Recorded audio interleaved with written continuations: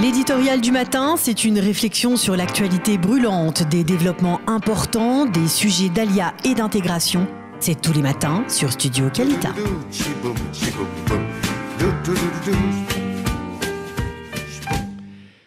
Shmuel Trigano, bonjour, Boker Tov. Boker Or. Merci d'être avec nous ce matin sur Studio Kalita. Nous avons décidé de vous parler à l'occasion du colloque que vous organisez ce soir dans le cadre de l'association que vous avez fondée, Dialoga. Un colloque qui se tiendra à Tel Aviv de 16h à 22h, si je ne m'abuse, au Bet Sioné America, sur le thème « Le signe errant de l'identité israélienne ». Alors, la première question, c'est de savoir de quoi va-t-on parler. On parle d'identité israélienne, alors de quoi s'agit-il lorsque c'est pris dans le cadre de votre association Dialoga qui s'est spécialisée, on va dire, dans l'organisation de colloques liés justement à l'État d'Israël aujourd'hui, à l'identité israélienne, à l'identité des Juifs de diaspora. De quoi va-t-on parler aujourd'hui ? Et tout spécialement des Juifs originaires de France, parce que le sous-titre du colloque éclairera le sujet. Orientaux, séfarades, juifs arabes, arabes juifs, juifs des pays arabes, juifs des pays d'islam. La multiplicité des termes qui existent en Israël pour désigner justement cette identité qui forcément est énigmatique, puisque comment une identité est-elle susceptible de tant de qualificatifs et de tant de définitions? L'ambition est de faire le clair sur ce débat dans lequel, d'une certaine façon, les Juifs séfarades originaires de France ne se retrouvent pas, car s'ils se disent séfarades, ils rencontrent en Israël des séfarades parlant ladino leur disant « mais vous n'avez aucun droit de vous définir comme tel ». Par contre, ils ne se disent pas orientaux pour la simple raison déjà évidente aux yeux de tout le monde, raison géographique, oui, que l'Afrique du Nord est à l'extrême occident d'Israël comme de l'Europe centrale, etc. Donc, si vous voulez, il y a là une question, un problème auquel les Juifs originaires de France sont confrontés. Je pense que leur problème est très significatif, révélateur, très intéressant justement, parce qu'il met en question le classement identitaire de la société israélienne. Oui, alors ça c'est une question effectivement, parce que c'est vrai qu'on a du mal un peu à s'y retrouver lorsque l'on arrive, lorsque l'on est sfarade et que l'on fait son alia, eh bien on ne sait pas véritablement où se classer dans ce catalogage presque automatique dans lequel la société israélienne nous impose de nous insérer. Par exemple, il y a aujourd'hui un mouvement politique, parce qu'en Israël, eh bien, beaucoup de choses sont autour, si en diaspora, beaucoup de choses étaient autour du Bet Knesset, en Israël, beaucoup de choses sont autour de la Knesset. Alors là, il y a le seul parti qui représente, on va dire, les Sfaradim, eh bien, c'est le parti Chasse. Et beaucoup de gens ne se reconnaissent pas obligatoirement dans un tel parti. Mais le parti Chasse, il n'est que nominalement séfarade, oui, il est lituanien, si vous voulez. Donc, voilà. En fait, il ne défend pas du tout cette tradition, cet héritage. Au contraire, il l'a entièrement enseveli sous des réalités qui ne sont pas les siennes. Mais la question avant d'être politique, est-ce que nous trouvons notre place dans la sectorialisation israélienne? Ma réponse est non. Non, oui. Non, parce que justement, on a beaucoup de mal à entrer là-dedans. Ce que nous représentons est au milieu, au carrefour de toutes les oppositions israéliennes, sur le plan religieux, sur le plan identitaire, sur le plan historique, etc. Et si vous voulez, nous avons créé avec Max Ben Dialogia pour poser ces questions, les poser intellectuellement, rationnellement, etc., pour qu'elles soient justement clarifiées, plutôt que les choses ne restent dans le non-dit ou dans le refoulement. D'où ça vient? Alors d'où ça vient? Parce que je suppose qu'il faut revenir en arrière. Pourquoi finalement les Juifs de France, qui sont, on va dire en majorité séfarades, ont du mal à se retrouver ici? Pourquoi? Qu'est-ce qu'ils ont dans leur culture, on va dire leur culture française, leur culture séfarade, qui les empêche de s'insérer dans une des composantes de cette société israélienne? Mais parce que on a donné en Israël, pour toutes sortes de raisons, un sens différent à l'identité séfarade comme à l'identité ashkénaze.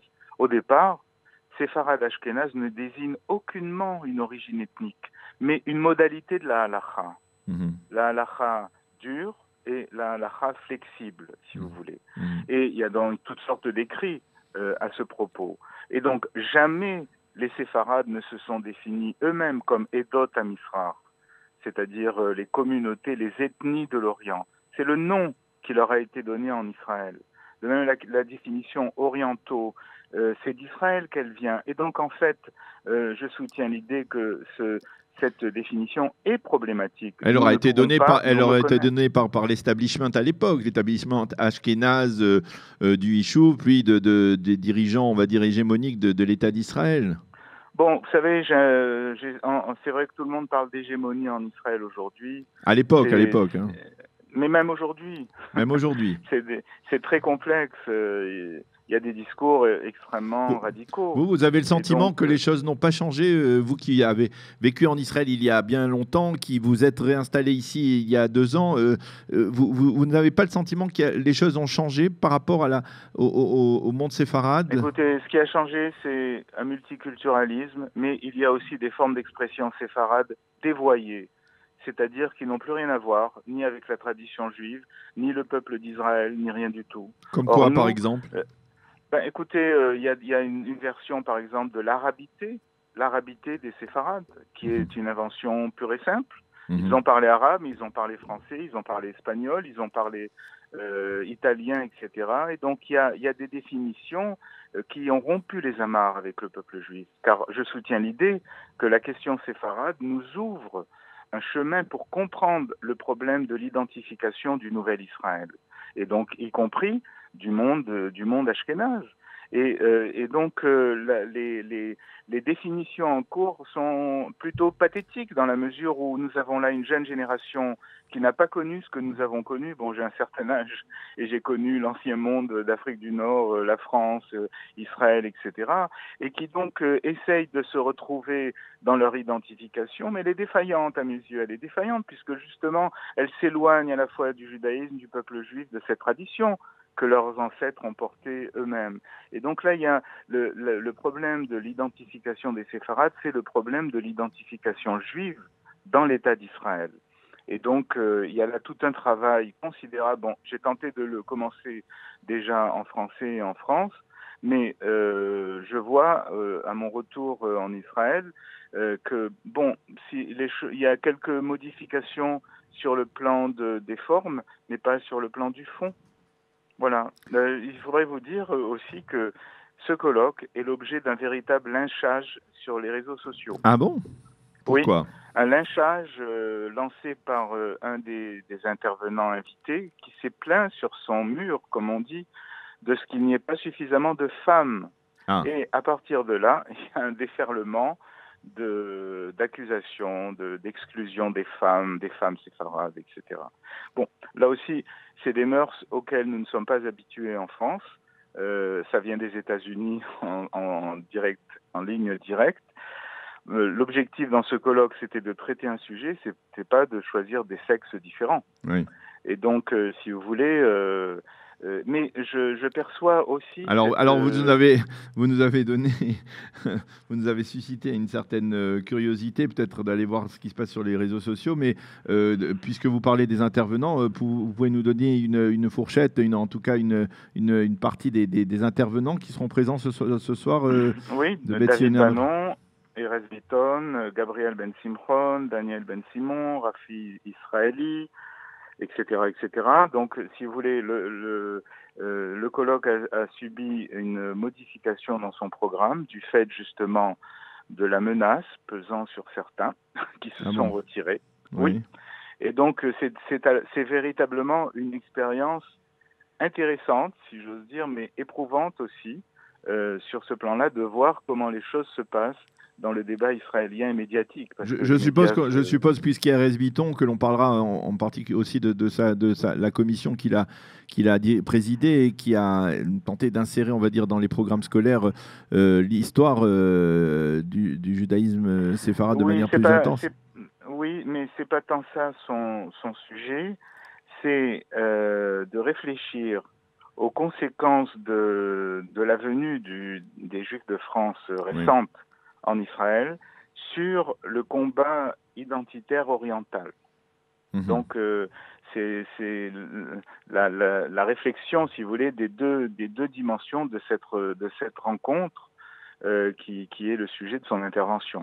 Une dernière question, peut-être avec une réponse rapide. Je ne sais pas si c'est difficile de répondre ainsi, mais je suis tenté de vous poser la question. Est-ce que vous pensez que si les Sfardim avaient été mis plus en avant lors de leur arrivée en Israël, s'ils avaient été plus impliqués dans les arcanes du pouvoir de l'époque, l'État d'Israël ressemblerait à autre chose aujourd'hui sur le plan social, sur le plan identitaire, sur le plan religieux? Sûrement. Il n'y aurait pas ce problème identitaire profond qui provoque la désintégration du corps social. Mais ce n'était pas une question de pouvoir. Simplement, je pense que les séfarades sont venus en Israël en pensant retourner dans le peuple juif.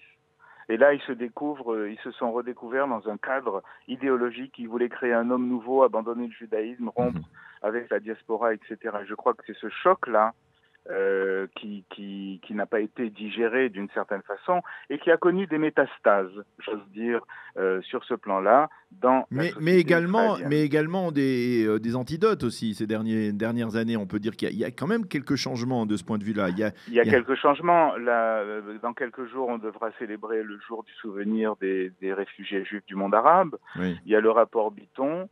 Mais même, si vous voulez, c'est des demi-mesures parce qu'elles ne pensent pas la question au fond. La question au fond n'est pas une question séfarade, c'est la question juive, de l'identité juive de l'État d'Israël. C'est le seul véritable problème et c'est dans cet esprit que j'ai voulu organiser ce colloque qui n'est sans doute pas dans l'esprit des militants de la question en Israël même aujourd'hui.